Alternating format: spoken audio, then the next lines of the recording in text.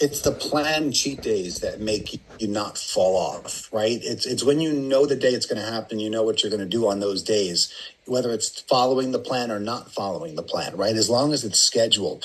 So if you feel like you're in a rut, if you feel like you need a quick reboot or you don't, either way, schedule your time off, schedule your time on. And by schedule, I mean, guys, even if it's 15 minutes a day or 20 minutes every other day, as long as you have intentional points in your calendar of where you're going to do something.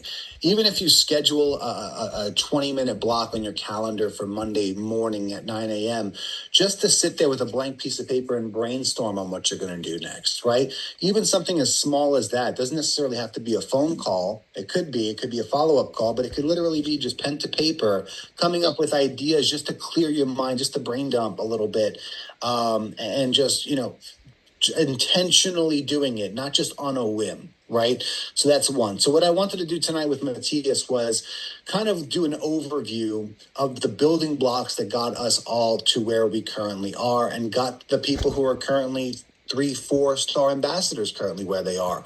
So we're going to go back to those same steps just to get a refresher on what works. And then guys, start scheduling these time blocks in so that you, and schedule your breaks in too, just so that you are intentional about your time and about, what you're doing. So I'm going to go through this a little bit, and I'm going to bring up some key points that really, I see them as the common denominator throughout everyone who's successful in this company, right? And I've tested it myself. So even the people who were successful in this company, who currently are successful and still growing, Matthias and I and Alicia and everybody else mostly on this call, what we do before we teach is we take these things and we test them. And then once they work because someone said they worked and we tried it ourselves, that's when we share it. We're not just going to share theory here and hopefully it works and somebody come back to us when it does. These are, tested. These are, true to what actually works. So this is one that really stands out to me. It's something that Todd Strand said to me from day one of speaking to him. And, the more I was involved with Travorium, the more and more I understood this. And I think everybody on this call who's been in it for at least a few months knows what this means now. And it's basically, if we could have a bumper sticker for Travorium, this would be it. Say less to more people. A lot of times what happens is, when we have a good opportunity, when we have something that could work out, when we started a conversation, we like to talk. And this is one of the things I want everyone to remember as basically a basic fundamental 101. Say less to more people. What this means is just a cute way to say, yes, talk to a lot of people, but don't give out too much information where you're going to have to be the person that carries all that knowledge to share it with them. Here's the key part that Matthias and I always talk about. Even if you know the answers, you can't answer all the questions. And I'll tell you why in just a second. But again, say less to more people is basically piquing interest, right, to a lot of people. Now, if that takes place and you follow the next steps, which we'll definitely go over, that's just the key to success right there. Now, guys, the reason why I'm going to say this, every time I could think about this, I'll say it. The reason why we don't want to say too much to someone is not because we want to pretend we're dumb or we're stupid. We're not. Like, even if you know the answers, that's fine. If you could write this one down if you don't remember it by now. But how you introduce this to someone is how someone thinks they have to introduce other people to it, right?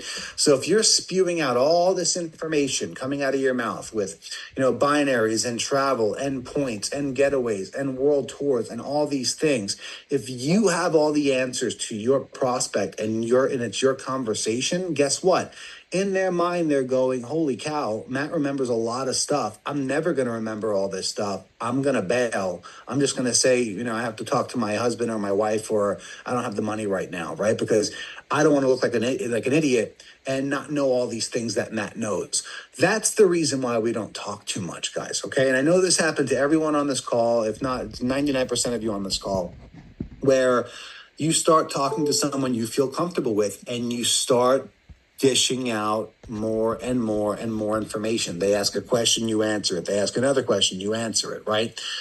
Now it's going to shoot you, it's going to shoot you in the foot. Now, the right way to do this is positioning them and pivoting them to someone else and someone else's presentation. Why? Because it's your cop out for not needing to know anything, so that when they go on that presentation and learn it the way that we all learned it, right? In their mind, now they're not going, Matt knew a lot of stuff. In fact, they're saying, Matt didn't know nothing. You know what I mean? This person did, and Matt pointed me to this person. I guess I could do the same thing, right? And that person will say, of course you can. Right? Even in my latest presentations you guys seen where I do it for prospects, I talk about it at the end. Guys, you don't have to remember all this. You have somebody who's interested, you get your first three, position them to me. I'll talk to them. You don't have to talk to anybody. That's what I mean when it's say less to more people. In a nutshell, it's, hey, I got this cool thing, go check it out. I have no idea truly what it is fully yet. I know enough to be excited about it, not enough to explain it. Go check him out, talk to him, do this thing, right? Go check this thing out. Position it off yourself. So that's number one, guys. Here is the flow chart. Before that, Matthias, anything you want to touch on this before I move on to the... I mean, maybe you guys have or have not. Matthias, maybe you have. I'm sure you have. Where it's like, hey, go check this out. Why can't you tell me? It's like, oh, I want you to see it. You know what I mean? Like, it's just that awkward, yeah, I have time to talk to you right now, but I'm not going to. I just don't want to, yeah. It's more like, hey, dude, I got this thing. You got to check it out. I don't have time to talk about it. Let me introduce you to who's running it over there. I'll do a 3-way chat. Not sure what season of life you're in right now, but if you're open to doing something different, just, tell me yes or no, because I got to bounce. That's it. That's it. Yes, I am, whatever it is. Okay, perfect. Give me about 5 minutes. I'll set up the group chat. Hang up. Right? So, like, if you're not in that rush, it just opens up questions. And then there's a way out of those questions. It's just that it's an uphill battle. And if you answer it, just one of those questions, I mean, Matthias, you know what happens on your sales floor. If one question gets answered, you lose all control and good luck coming back from that one. No questions could be answered. It's just the truth. It's not just with Travorium, literally with all sales. If you're trying to lead a prospect into a decision-making position, you are going to open up a can of worms if you are taking things out of order. You know the order. Your prospect does not know the correct order.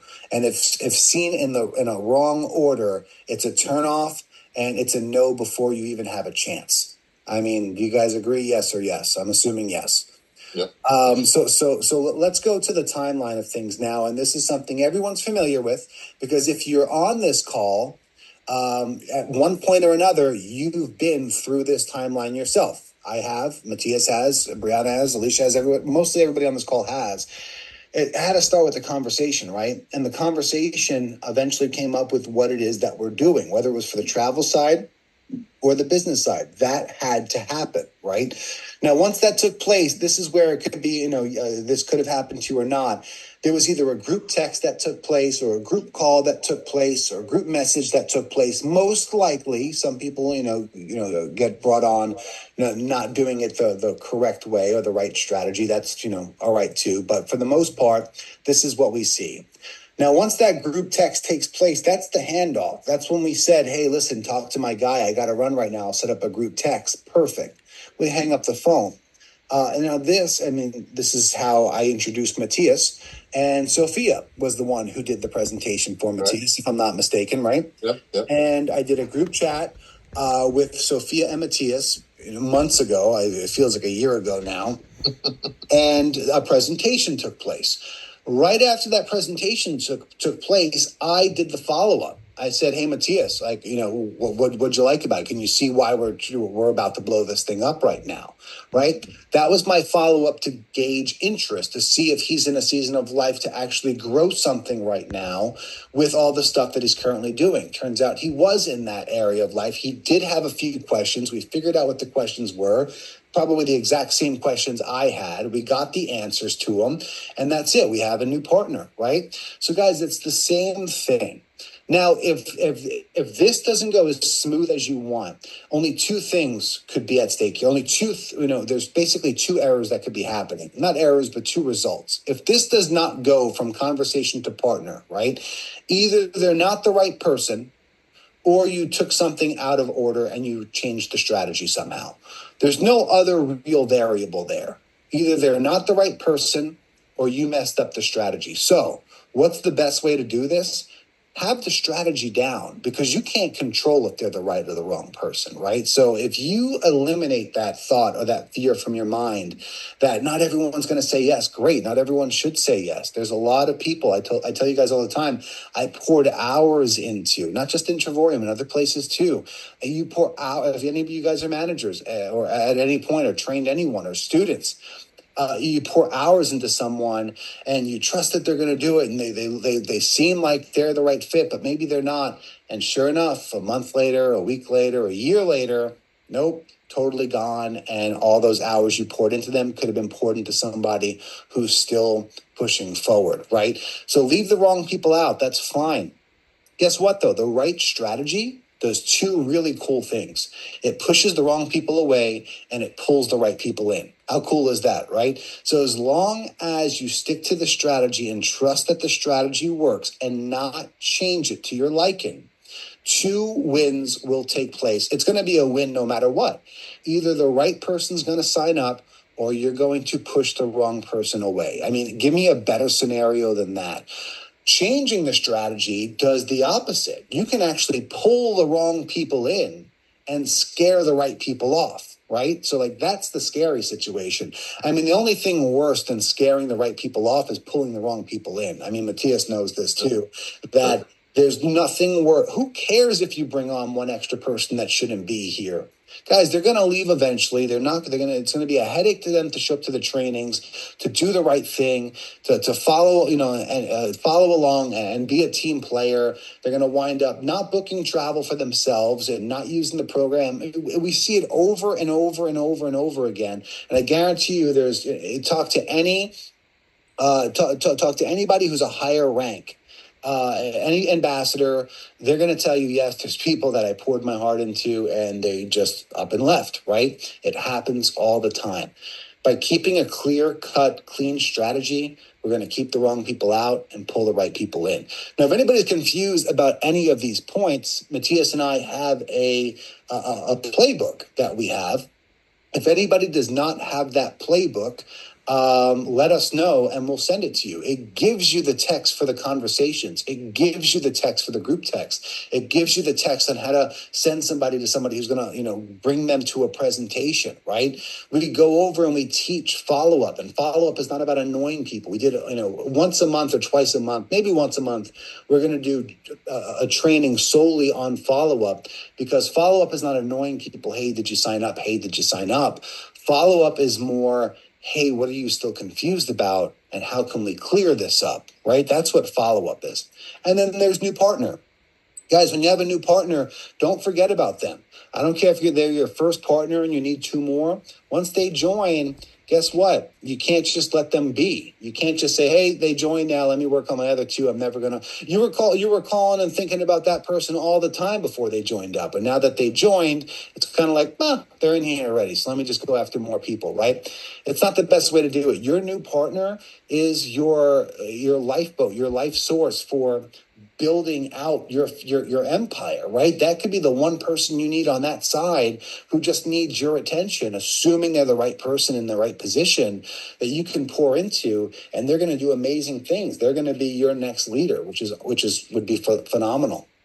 Before I jump forward, Matthias, anything you want to touch on there? We're going to do a Q&A at the end, guys, if anybody has any questions. The only thing I would say is, yes, you have the playbook, and obviously you don't have to memorize them. You don't have to say them verbatim. It's just talking points, little bullet points. If you can't think of how to bring the conversation on, make it your own. But again, keep it short. Keep it to one sentence. If you ask a question, after that question mark, shut up and let them answer. Don't keep talking. Don't think. I see it all the time with like rookie salespeople. When they're not confident, they 100% tend to overspeak. Mm-hmm. And they'll ask a question and then keep going. And I'm like, dude, you just asked him 3 questions. Would you let him answer the first one? Yeah. And sometimes the same question just explained 3 different ways, and it's confusing. So take your time, breathe through it, and just keep it short. If you have to say something, ask a question at the end, but keep it short and let them answer it, Yeah, and if you ever need to repolarize your paradigm or whatever, think of something other than what we're doing here. Think of something that you would refer or recommend to somebody outside of travel, whether it's, a place to go shop at, or home insurance if you found a better quote, or car insurance. Think about how you would have that conversation, and imagine you're totally not involved at the moment. If I found a great deal, or my neighbor found a great deal, and he's paying 60% less on his motorcycle insurance, and I know Matthias, is a motorcycle guy. The only words out of my mouth would be a text saying, "Yo, dude, I was just talking to my neighbor, and he apparently has a hookup for a motorcycle insurance company. He's saving 60%. Say the word, and I'll get you the information." Yeah, send it over. Oh, what's the company name? What's up, dude? I have no idea. I just know that he did that. Do you want me to send you the info or not? You know what I mean? Like it's yes or no. So by recalibrating your mind that way, it's a really good. It's a really good way to just go ahead. It's a good rep to do, right? Take yourself out of travel, position it to anything else. It could be, if you want to stay away from insurance, stay away from sales, think about a pet groomer. Hey, listen, I know you have a dog. I just, we found this groomer. We love her. And, she's giving people 50% off the first cut. Do you want me to get you the information? No, we're good right now. We love our groomer. All right, great. If you ever need one, she's cool. Or, yeah, I would love to. What's the deal? What's this? What kind of scissors do they use? I have no idea. All I know is my dog looks good. Want the information or not? You know what I mean? Like, that's all you have to go. You don't have to go any deeper than that. And then that's it. You got to run. I'm in a hurry. I got to go. I thought of you. That's all. So take yourself out of Travorium, take yourself out of travel. It's just a really good exercise to recalibrate your mindset when you go out now and do this. Guess what? Hey, we found this travel program that's saving us like 60% on trips. Dude, I don't know. I'll get you the information. Do you want it or not? You know what I mean? Or if you're new, you could even say, I haven't used it yet, but I did look at the website and the savings are there. So now we're excited about planning a trip, or we started planning a trip because we found these savings. Yeah. You don't have to make it up and say, "Oh, we already went on a trip and saved a bunch of money." Unless you did, yeah. Unless you did, but if you didn't, just be honest. Say, "Hey, I got involved. I've only looked at the travel site. They got some like world tours and a bunch of other stuff, but even the travel site seems to save like 40, 50, 60%." Yep. Exactly. So quickly in and out. And that's it. One thing I want to touch on briefly, and I could talk for hours about this, is guys, don't ignore cold markets. It's always cool meeting new people. I'm only going to touch on this for a minute or so. But cold markets is basically anybody you don't know, anybody who's a stranger now that you could meet. And guys, it doesn't have to be in person. Facebook alone has over 1 billion users. Go on any of those groups. If you've been on any of our trainings where we talk about going to groups where something that you're interested in, whether it's motorcycles or a type of breed of dogs or certain type of recipes, or, Todd Strand talks about his wife always making new friends on this like gluten-free Facebook page. Not that the page is gluten-free, but they have gluten-free recipes for people who are gluten-free. But she meets these new people all the time and she just becomes friendly with them. So jump into that, guys, make friends there. And then you can always message them about it later when you have that human connection first. Don't just jump right into it. And the cold market is vast, guys. I would say if you're going to plug your calendar with something once or twice or a few times a week, plug in some cold market attempts, whether it's Instagram, TikTok, Facebook. Give yourself 10, 20 minutes, whatever you want to time block, and just go at it on cold markets. Join a group that you like, make some valuable posts and comments and likes on people's on people's posts there. And then, become friends with them. And that's just how connections are made. And you're just going to have some really good news for them about either a new opportunity or a travel program, right? That's just how it works. Basically, before we jump into Q&A, I wanted to wrap this one up quickly. Is just, use the tools, use the strategies, guys, as long as you're doing it over time.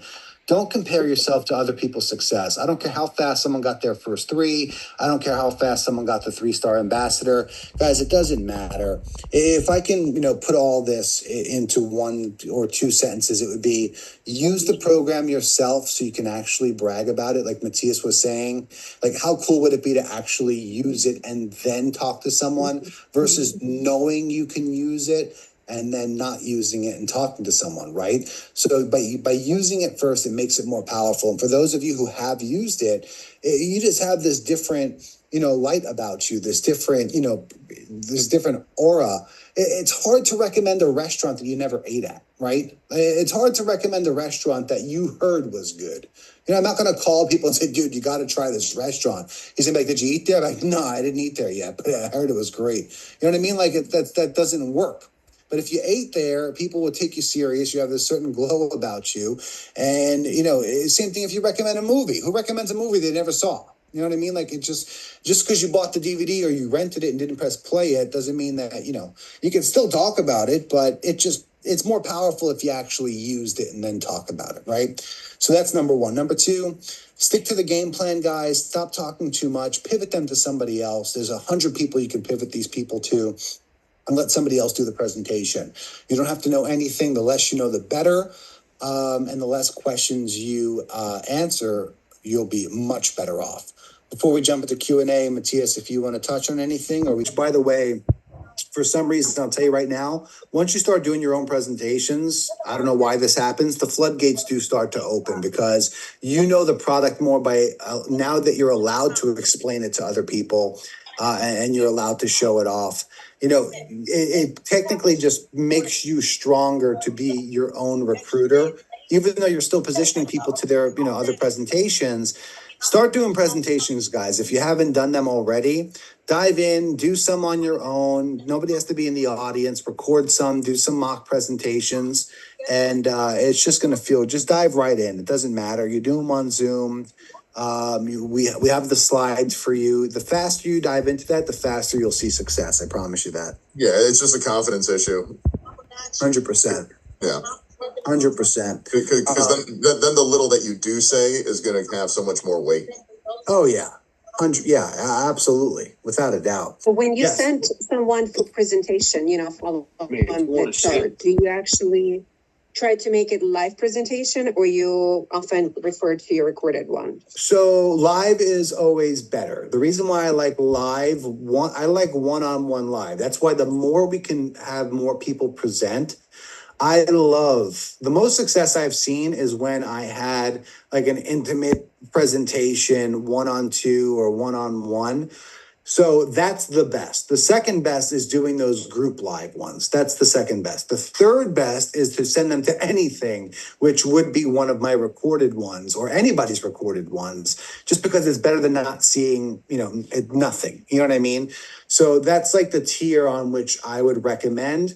It's just that obviously the one that's the best, which is probably a 1-on-1, is very hard to scale. And, to match times like that could be very difficult, even though it's probably the most powerful. Then after that is the group one.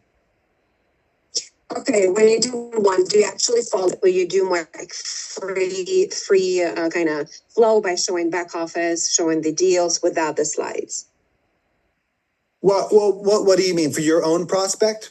1-on-1, when you do 1-on-1. Oh, so no. So when they do 1-on-1, that's a good question. I like to do the back office tour separately as another reason to have another conversation with them after. Because it all goes by touches. It all goes by different exposures. So a really cool way to wrap up the initial presentation when you're doing them is, obviously assume the close. That's fine too, but also assume that you're going to book the next exposure. Even if you did close it, you're still booking that next exposure, right? You're still booking an explanation presentation. You're still booking a back office tour. You're still booking an onboarding call, right? So still book that next exposure and don't blow it all in one shot. I would do the initial presentation followed by, hey, 1 to 10, how clear are you on everything that we just went through and this and that? And then have that presenter schedule from there a back office tour, or you do it yourself. Say, hey, listen, you saw the presentation. You ask the 1 to 10 question, the follow-up question, and then you can invite someone to a back office tour. Hey, listen, I'd love to show you the back office and what it looks like. Can we do that tonight at 7 or tomorrow if it's better for you. And now they already did a presentation with someone else. Now they're going to do a back office tour with you. And then from there, you could invite them to an Expedia versus Travorium price comparison live Zoom. You're just inviting them from exposure to exposure to exposure. You invite them to the Dream Life Facebook group. You message somebody else with them in the chat who, Matthias just went to Jamaica or something and be like, hey, Matthias, can you send so-and-so some pics and information about how that Jamaica trip went? Just all about exposures, and then that's what attracts the right people, is just multiple exposures like that. Don't blow it all in one shot, I would say. Okay, thanks. Mm-hmm. Oh, well, the other way to not blow it all in one shot is to keep checking in. When you explain one thing, are we good on that? Yeah. And then, like we always say, from 1 to 10, where are you? 6, 7? Yeah. Okay, that means there's at least 2-3 points that we got to talk about. Yeah. So hit 1, make sure they're 100% on that. Okay. So are you, let's go ahead and hit the second one. When you're done dealing with that and talking about anything that they wanted you to address, okay, so do you have any more questions, or should I walk you through the sign up?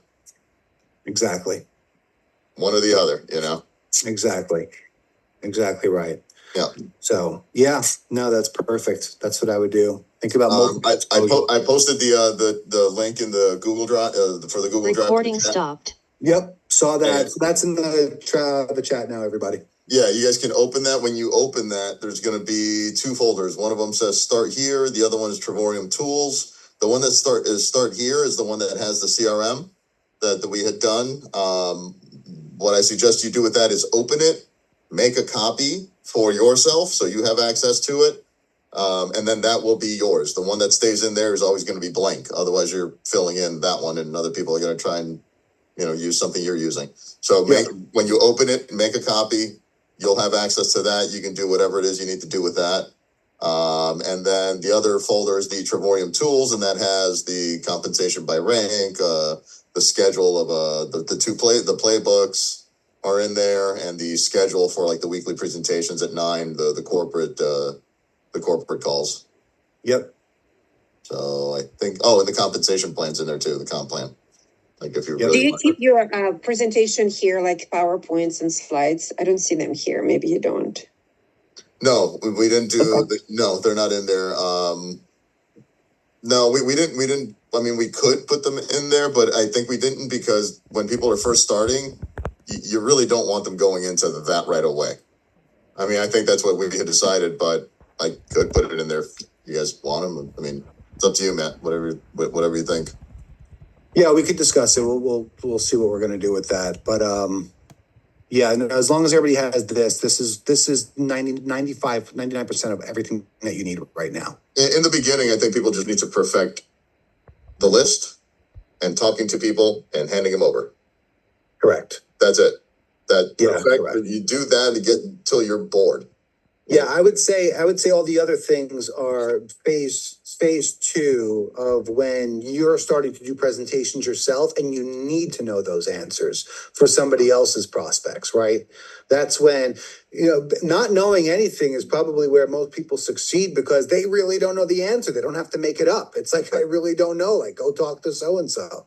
You know what I mean? Like, you really don't know the answer. So it's actually better the less you know. But later on, when you're doing presentations, obviously, the more you know is the better, because you can make your presentations really powerful. Even so, you're still just following the slides and all the information is given there. But no, that's a good point, though. But yeah, phase 2 is when I would say all those extra elements should be there. Right. But is that it, guys? All right. Well, everybody have a good night. Thank you for joining us. We'll see you next week. Have a great weekend, okay? Let's see what we do. Thank you. All right. Take care, guys. Thank you, Matt. Thank you very much for training. Yes, I enjoyed it.